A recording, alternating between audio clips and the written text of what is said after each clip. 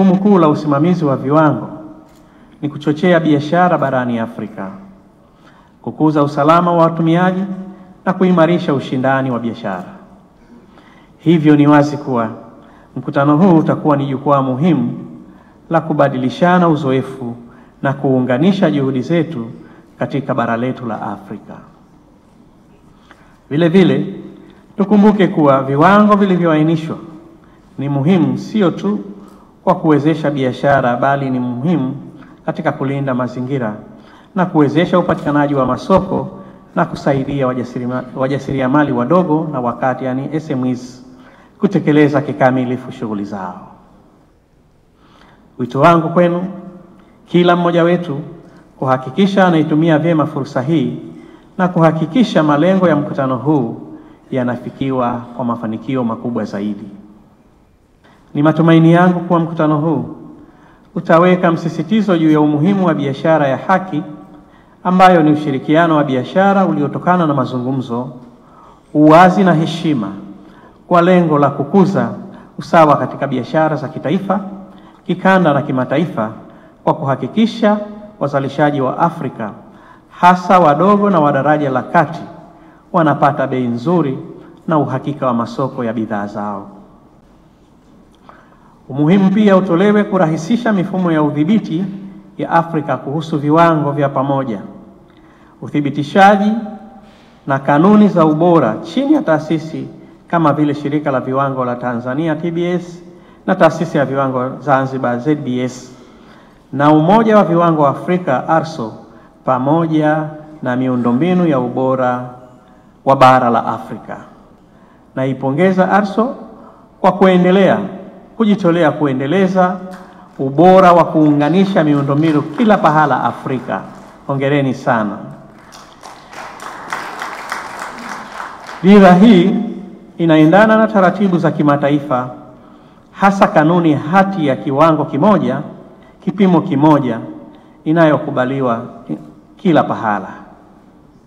Ni muhimu tuendelee kufanya kazi kwa pamoja kuoanisha mifumo ya udhibiti ya Afrika kwa ufanisi na kwa njia bora zinazochochea ubunifu wa kusaidia ushindani wa bara letu.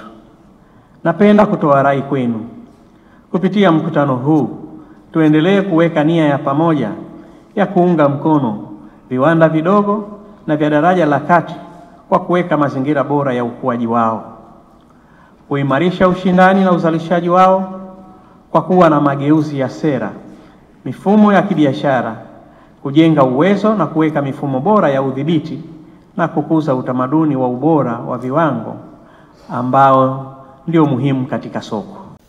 Katika zama hizi za biashara za kikanda na kimataifa, viwango vya ubora si suala la hiari tena, bali ni nyenzo muhimu ya ushindani, ulinzi wa mlaji na uendelevu wa mazingira.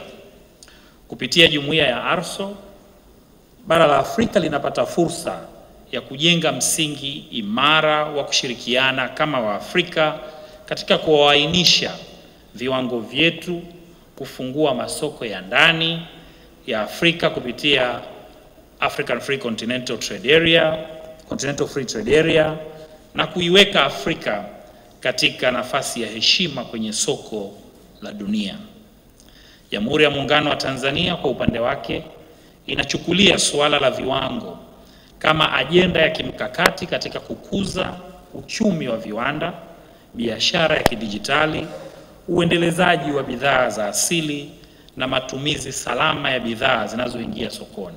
Asalamu alaykum. Kwa jina naitwa ndugu Yusuf Maji Naso, ni mkurugenzi mkuu wa taasisi ya viwango, na kama mnavyojua tangia tarehe 25 tarehe 27 tuna mkutano mkubwa wa jumuiya ya viwango Afrika. Nadhani mengi ameongelea mkurugenzi wa TBS mkutano na logistics zake na kwa nini tuko hapa. Lakini kikubwa mimi nataka kuongelea benefit ya huu mkutano kufanyika Zanzibar, lakini pia nini taasisi ya viwango Zanzibar itapata. Kwanza kikubwa, ukiwacha wageni wengi ambao wamekuja hapa Zanzibar, taasisi kwanza imepata kujulikana ya ZBS.